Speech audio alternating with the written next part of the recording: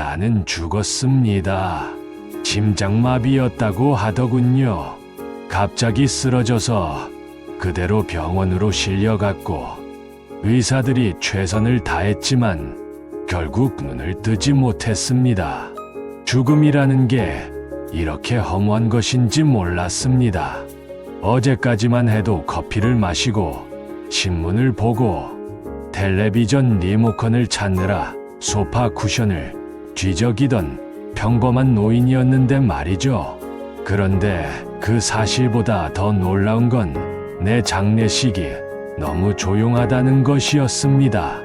영정사진 속 내 얼굴은 딱딱하게 굳어 있었고 분향소에는 몇 사람 되지 않는 조문객들이 형식적으로 고개를 숙이고 있었습니다. 아내는 5년 전에 먼저 세상을 떠났고 아들은 미국에 살면서 연락을 자주 못하고 살고 있었고 몇 안 남은 친구와 동네 이웃 몇 명만이 와 있었습니다. 다행히 딸 수진이는 와 있었습니다.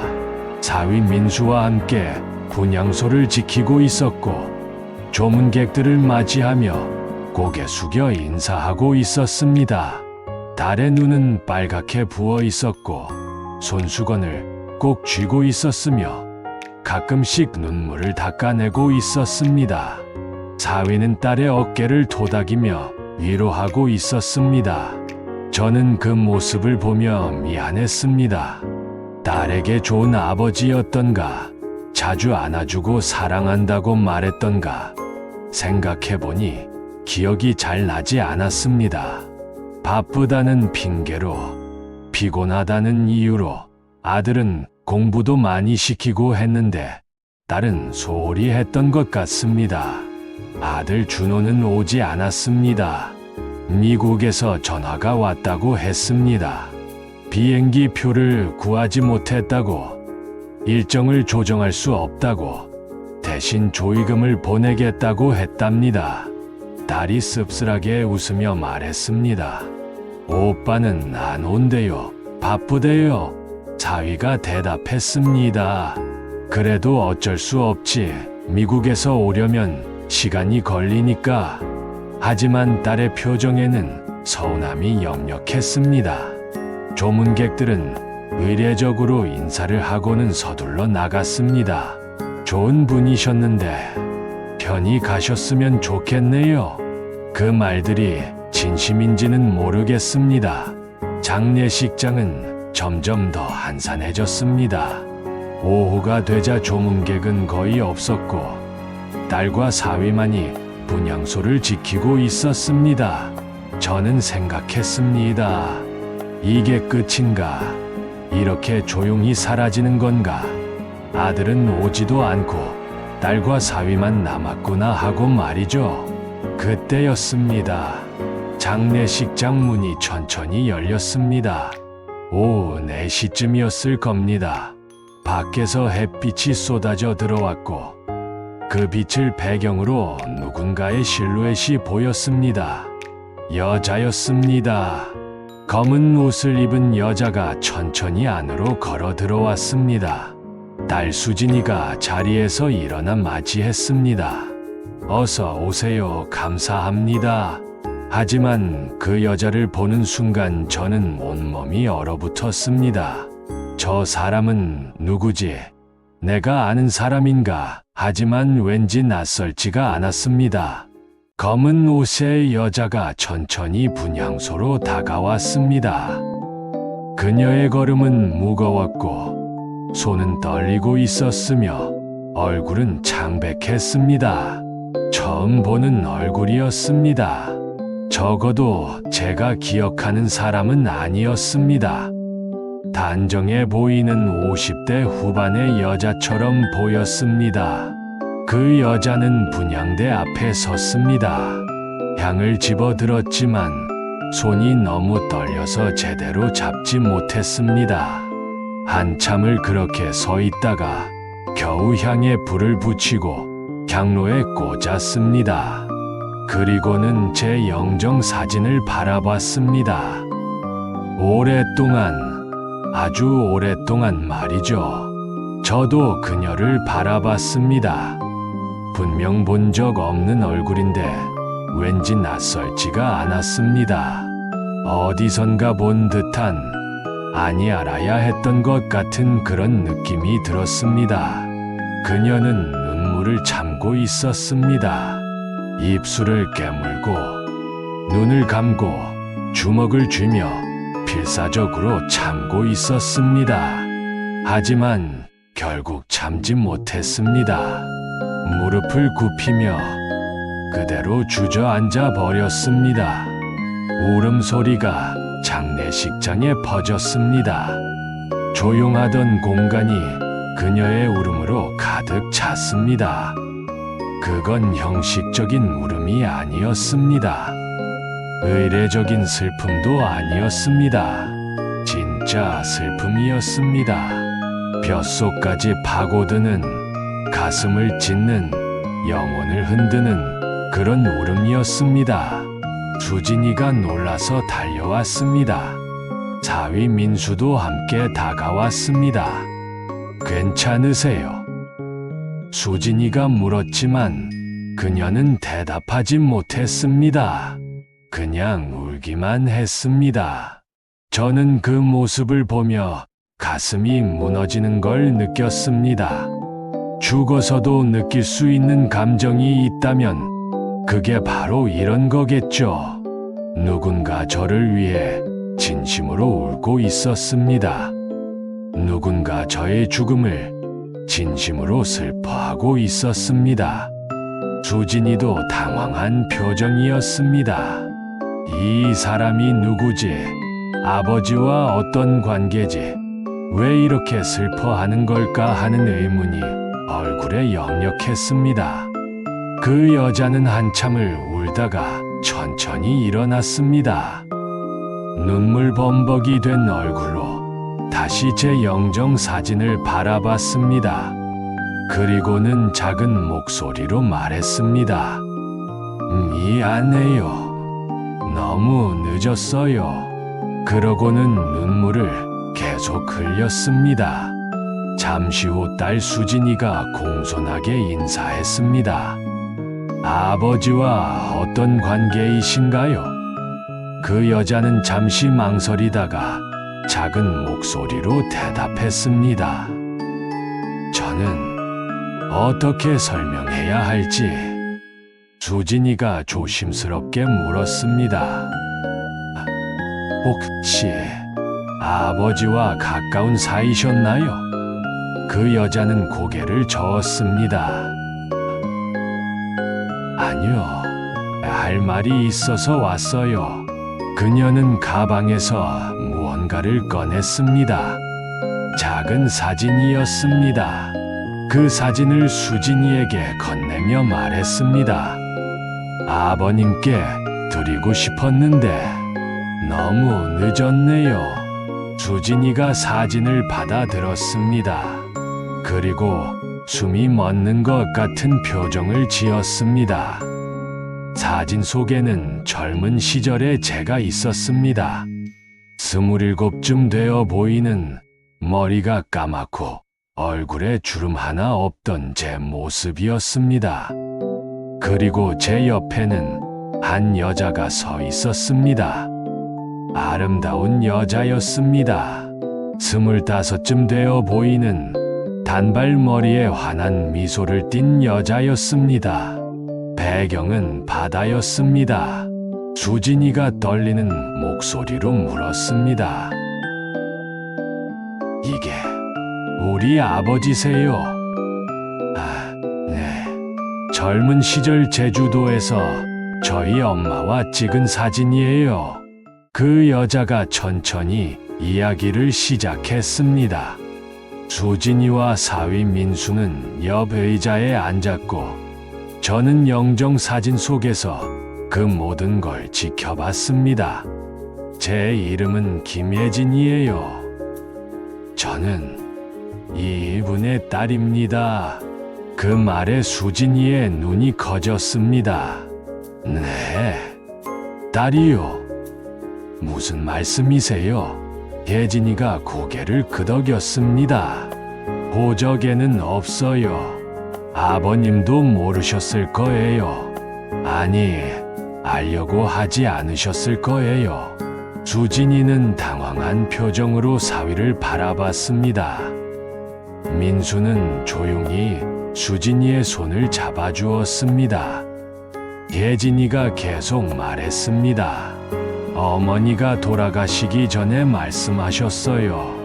제 아버지가 누구인지, 어떤 사람이었는지 말이에요. 사진 한 장과 이름 하나만 남기시고 가셨죠. 저는 그 이름으로 아버지를 찾았어요. 오랜 시간이 걸렸어요. 하지만 결국 찾았어요. 그런데 너무 늦었더군요. 눈물이 다시 흘러내렸습니다. 제가 아버지를 찾았을 때 이미 돌아가신 후였어요. 부고를 보고 달려왔지만 이렇게 장례식장에서 처음 뵙게 되었네요. 수진이가 조심스럽게 물었습니다. 그럼 어머니는 누구세요? 우리 아버지와 어떻게? 예진이가 사진을 가리켰습니다. 제주도에서 민박집 일을 하셨어요. 아버님은 젊은 시절 결혼하기 전에 제주도에 공사일로 가셨대요. 그때 우리 어머니를 만나셨고요. 저는 그 말을 들으며 과거로 돌아갔습니다. 50년 전쯤이었을 겁니다.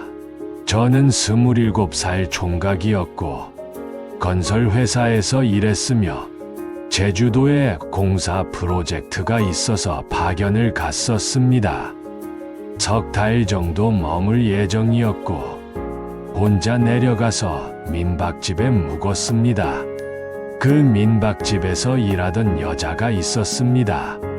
25살쯤 되어 보이는 제주 사투리를 쓰는 얼굴이 예쁘고 웃음이 밝은 여자였습니다. 수진이가 혼란스러운 표정으로 물었습니다. 그럼 당신은 제 이복 언니라는 건가요? 예진이가 고개를 끄덕였습니다. 네.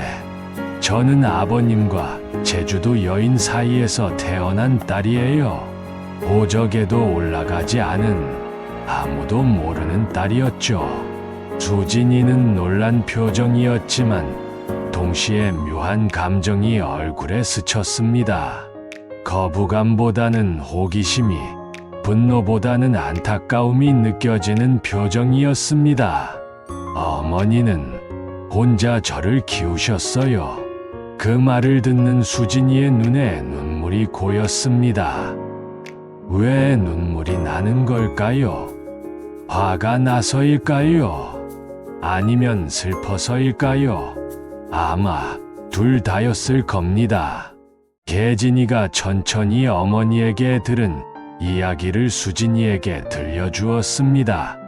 저는 그 이야기를 들으며 하나하나 기억해냈습니다. 제주도에서의 석 달은 꿈 같았습니다. 아침에 일어나면 창문 너머로 바다가 보였고 저녁이면 노을이 섬을 붉게 물들였으며 밤에는 파도 소리가 자장가처럼 들렸습니다. 그녀와 함께한 시간은 특별했습니다. 함께 시장에 가서 고등어를 사고 해변에서 조개를 줍고 오름에 올라가 제주 시내를 내려다보며 이야기를 나눴습니다. 어머니가 말씀하셨어요. 아버님이 정말 좋은 분이셨대요. 친절하고 다정하고 함께 있으면 편안했대요. 어머니는 아버님을 정말 사랑하셨어요. 예진이의 말에 수진이가 물었습니다. 그럼 우리 아버지는요? 당신의 어머니를 사랑하셨나요? 예진이가 잠시 망설이다 대답했습니다. 어머니는 그렇다고 믿으셨어요. 짧았지만 진심이었다고 아버님도 자신을 사랑했다고 말씀하셨어요. 저는 그 말을 들으며 고개를 숙였습니다. 사랑했습니까? 진심이었습니까? 저도 잘 모르겠습니다. 좋았던 건 맞습니다. 행복했던 것도 사실입니다. 하지만 진심이었는가 하면 확신할 수 없습니다. 사실 그 무렵 서울에서는 맞선 이야기가 오가고 있었습니다. 어머니가 편지로 알려주셨습니다. 좋은 집안 딸이 있는데 만나보라고, 조건이 괜찮다고, 서울에 집도 있고 아버지가 사업하시는 집이라고 말이죠. 저는 그 편지를 읽으며 마음이 흔들렸습니다. 제주도 여자는 좋았지만 가진 게 없었습니다. 민박집에서 일하는 평범한 처녀였고 학력도 높지 않았으며 집안도 넉넉하지 못했습니다. 계진이가 계속 이야기했습니다. 어머니 말씀으로는 공사가 끝날 무렵 어머니가 이상 증상을 느끼셨대요. 아침마다 구역질이 나고 속이 메스껍고 피곤하셨대요. 하지만 아버님께 말씀드리지 못하셨대요. 수진이가 물었습니다. 왜요? 아버님이 곧 서울로 돌아가실 거라는 걸 아셨으니까요. 말하면 부담이 될 것 같았대요. 그래서 그냥 혼자 견디셨대요. 제 가슴이 찔렸습니다. 그때 그녀가 임신한 걸 알았어야 했습니다. 증상이 너무 명확했으니까요. 하지만 저는 외면했습니다. 알고 싶지 않았습니다. 공사가 끝나는 날, 어머니는 민박집 앞에서 아버님을 배웅하셨대요. 마지막으로 말씀드리려고 했대요. 임신한 사실을요. 하지만 아버님이 너무 바쁘게 떠나시는 모습을 보고 차마 말씀드리지 못하셨대요. 수진이의 눈에서 눈물이 흘렀습니다. 왜 우는 걸까요? 아버지가 미워서일까요? 아니면 그 제주도 여인이 안타까워서일까요? 계진이가 편지 이야기를 꺼냈습니다. 아버님이 제주도를 떠나신 후 어머니는 임신 사실을 전하여 하셨대요. 그리고 편지를 쓰셨어요. 서울로 보낸 편지였죠. 수진이가 물었습니다. 우리 아버지는 뭐라고 답장하셨어요? 계진이가 고개를 저었습니다. 답장이 없으셨어요. 첫 번째 편지에도, 두 번째 편지에도, 세 번째 편지에도 아무 답이 없으셨대요. 저는 그 편지들을 기억합니다. 첫 번째 편지가 왔을 때 저는 서랍에 넣었습니다. 두 번째 편지가 왔을 때도 마찬가지였습니다. 읽지도 않고 그냥 넣어뒀습니다. 세 번째 편지에서 임신 사실을 알았지만 그때는 이미 결혼식 일주일 전이었습니다. 어머니는 세 번째 편지에서 마지막으로 이런 글을 쓰셨대요. 더 이상 연락하지 않겠습니다. 혼자서도 잘 살 수 있을 것 같습니다. 당신을 원망하지 않습니다. 부디 행복하세요. 저는 이 아이를 혼자 키울게요. 그게 마지막이었어요. 수진이가 떨리는 목소리로 물었습니다. 그럼 우리 아버지는 알면서도 외면하신 건가요? 계진이가 천천히 고개를 끄덕였습니다. 어머니는 그렇게 생각하셨어요. 답장이 없는 걸 보니 아마 다른 분과 결혼 준비 중이셨던 것 같다고 하셨어요. 수진이가 손으로 얼굴을 가렸습니다. 울고 있었습니다. 사위 민수가 수진이를 안아주었습니다. 어머니는 혼자 저를 낳으셨어요. 제주도 작은 병원에서 혼자 진통을 견디시고 혼자 아이를 낳으셨죠. 친정어머니도 일찍 돌아가셔서 도와줄 사람이 없었대요. 계진이의 목소리가 떨렸습니다. 아버지 없는 아이를 키운다고 마을 사람들이 수군댔대요. 손가락질도 많이 받으셨대요. 하지만 어머니는 꿋꿋하게 견디셨어요. 식당에서 일하시고 민박집 청소도 하시고 밤에는 옷 수선 일까지 하시면서 저를 키우셨어요. 수진이가 물었습니다. 힘들지 않으셨을까요? 많이 힘드셨을 거예요. 하지만 어머니는 늘 웃으셨어요. 제 앞에서는 절대 우시지 않으셨어요. 저한테는 늘 말씀하셨어요. 우리 혜진이가 있어서 엄마는 행복해. 라고요. 그 말을 듣는 순간 수진이가 흐느끼기 시작했습니다. 제 딸이 우는 이유를 저는 알 것 같았습니다. 자신의 아버지가 그렇게 무책임한 사람이었다는 것에 대한 부끄러움과 제주도에서 혼자 아이를 키운 여인에 대한 안타까움이 섞인 울음이었습니다. 계진이가 자신의 어린 시절 이야기를 들려주었습니다. 수진이는 눈물을 닦으며 듣고 있었습니다. 저는 어릴 때부터 물었어요.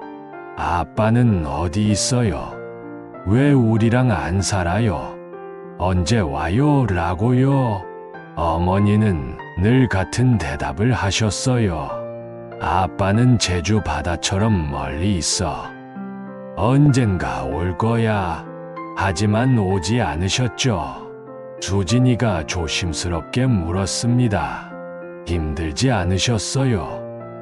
아버지 없이 자라는 게. 계진이가 쓸쓸하게 웃었습니다. 많이 힘들었죠. 학교에서 아버지에 대한 그림을 그리라는 숙제를 받으면 울었어요. 아버지의 얼굴을 모르니까 그릴 수가 없었거든요. 어머니께 여쭤보면 그냥 바다를 그리라고 하셨어요. 그래서 저는 파란 바다를 그렸어요. 수진이의 눈에 또다시 눈물이 고였습니다. 선생님이 물으셨어요. 이게 아빠야? 저는 대답했어요. 네. 우리 아빠는 바다예요. 친구들이 웃었지만 저는 정말 그렇게 믿었어요. 아빠는 바다 어딘가에 있고 언젠가 파도를 타고 저에게 올 거라고요. 그 말을 듣던 수진이가 계진이의 손을 잡았습니다. 정말 많이 힘드셨겠어요. 계진이가 수진이의 손을 꽉 잡았습니다. 중학교 때 처음 아버지 이름을 알았어요.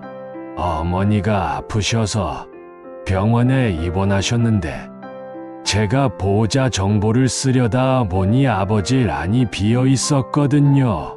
어머니께 여쭤봤더니 그때서야 말씀하셨어요. 아버지 이름을요. 그리고 말씀하셨어요. 아버지는 서울에서 다른 분과 결혼해서 잘 살고 계신다고. 아들과 딸도 있다고. 계진이가 수진이를 바라봤습니다. 그게 바로 당신과 당신 오빠였어요. 저는 그날 알았어요. 아버지가 저를 몰랐던 게 아니라 선택하지 않으신 거라는 걸요. 수진이가 고개를 숙였습니다. 죄송해요. 제가 사과할 일은 아니지만 우리 아버지 대신 사과드려요. 계진이가 고개를 저었습니다. 아니에요. 당신 잘못이 아니에요. 그냥 우리가 이렇게 만난 게 신기해요. 아버지 장례식장에서 처음 만나다니요. 두 사람은 서로를 바라봤습니다. 같은 아버지를 둔 자매였지만 전혀 다른 인생을 살았습니다.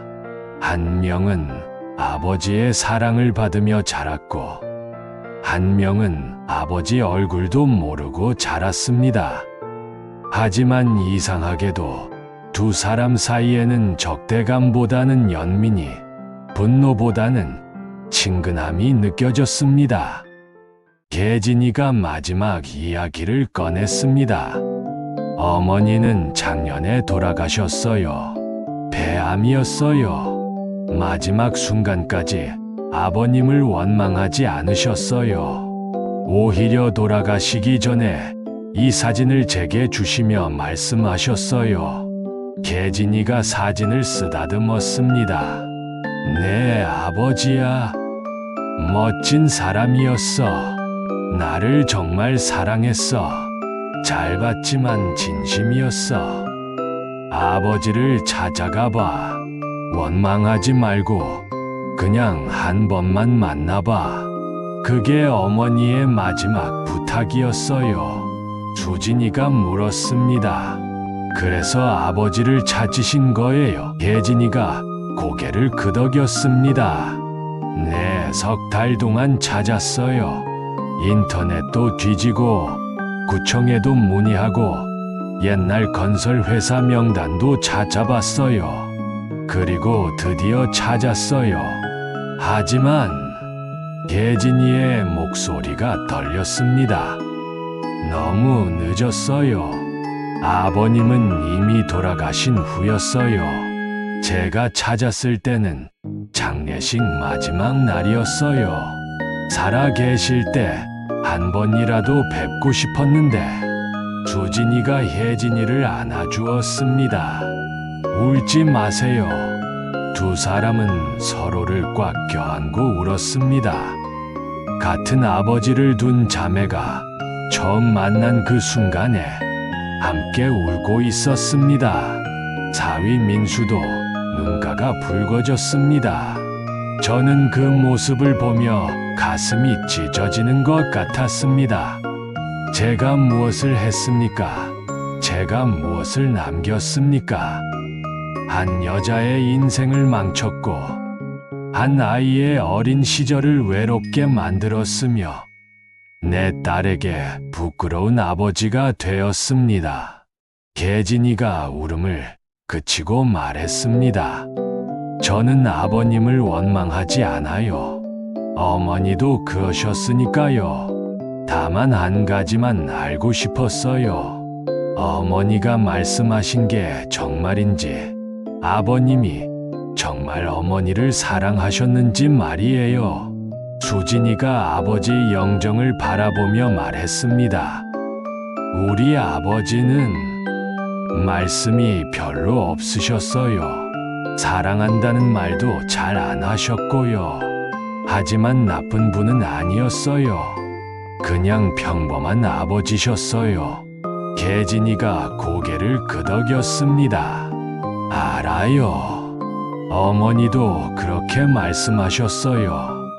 나쁜 사람은 아니었다고. 다만 현실적인 선택을 하신 거라고요. 두 사람은 함께 제 영정 앞에 섰습니다. 한 명은 제가 키운 딸이고, 한 명은 제가 버린 딸이었습니다. 하지만 지금 이 순간만큼은 둘 다 제 딸이었습니다. 관이 연구차에 실려 화장터로 향하였습니다. 수진이와 혜진이는 나란히 함께 했습니다. 사위 민수도 함께였습니다. 미국에 있는 아들 준호는 끝내 오지 않았지만 제주도에서 온 딸 혜진이는 끝까지 함께했습니다. 화장이 끝나고 유골함에 제가 담겼습니다. 수진이가 유골함을 받아들었고 혜진이는 그 옆에서 조용히 눈물을 닦았습니다. 납골당으로 가는 차 안에서 수진이가 혜진이에게 말했습니다. 언니라고 불러도 될까요? 혜진이는 순간 눈이 커졌다가 살짝 머리를 끄덕였습니다. 수진이는 조심스럽게 말을 이어갔습니다. 연락처 좀 주세요.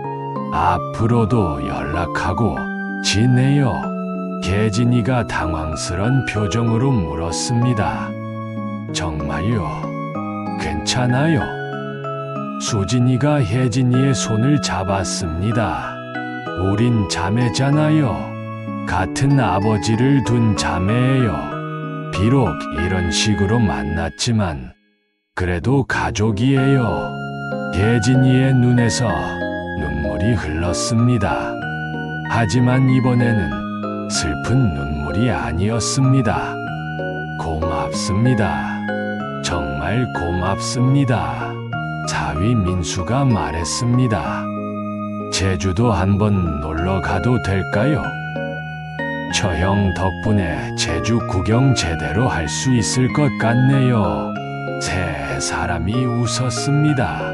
처음으로 밝은 웃음이었습니다. 납골당에 유골함을 안치하는 순간 수진이가 말했습니다. 아빠, 편히 쉬세요. 그리고 미안해요. 제가 아빠 대신 언니를 챙길게요. 늦었지만 이제라도 가족이 될 수 있어서 다행이에요. 혜진이도 말했습니다. 아버지, 저는 아버지를 원망하지 않아요. 어머니도 그러셨으니까요. 다만 한 가지만 믿을게요. 그때 제주도에서 어머니를 사랑하셨다는 것, 그것만은 진심이었다고 믿을게요. 두 자매는 함께 절을 했습니다. 깊게, 오래, 진심을 담아서요. 그리고는 서로를 바라보며 미소 지었습니다. 저는 그 모습을 보며 깨달았습니다. 제가 남긴 가장 큰 죄는 제주도 여인을 버린 것이 아니라 두 딸이 만날 기회를 빼앗은 것이었다는 걸요. 하지만 이제라도 두 사람이 만났습니다. 제 죽음이 두 사람을 이어준 겁니다. 아이러니하게도 제가 살아서는 하지 못한 일을 죽어서 하게 된 겁니다. 수진이와 혜진이는 함께 납골당을 나섰습니다. 민수가 중간에서 두 사람의 어깨를 감싸 안았습니다. 세 사람은 웃으며 이야기를 나누고 있었습니다. 언니, 제주도에서 뭐가 제일 맛있어요? 흑돼지요. 꼭 데려갈게요. 민수 씨도 좋아할 거예요. 우리 셋이 같이 가요. 그들의 목소리가 점점 멀어졌습니다. 저는 그 뒷모습을 보며 알았습니다. 인생에서 가장 중요한 건 조건이 아니라 진심이라는 것을, 사랑은 책임이라는 것을, 그리고 가족은 선택이 아니라 운명이라는 것을 말이죠. 너무 늦게 깨달았습니다. 이미 모든 것이 끝난 후에야 알았습니다. 하지만 다행입니다. 제 두 딸이 만났습니다. 제가 하지 못한 일을 그들이 해줄 겁니다. 서로를 아끼고 가족으로 살아가고 제가 끊어놓은 인연을 다시 이어갈 겁니다. 제주 바다는 여전히 그곳에 있을 겁니다. 파도가 밀려왔다 밀려가고 해가 뜨고 지며 영원히 그 자리를 지키겠죠. 그리고 이제 그 바다에는 새로운 이야기가 새겨질 겁니다. 두 자매의 이야기, 용서의 이야기, 그리고 새로운 시작의 이야기 말입니다.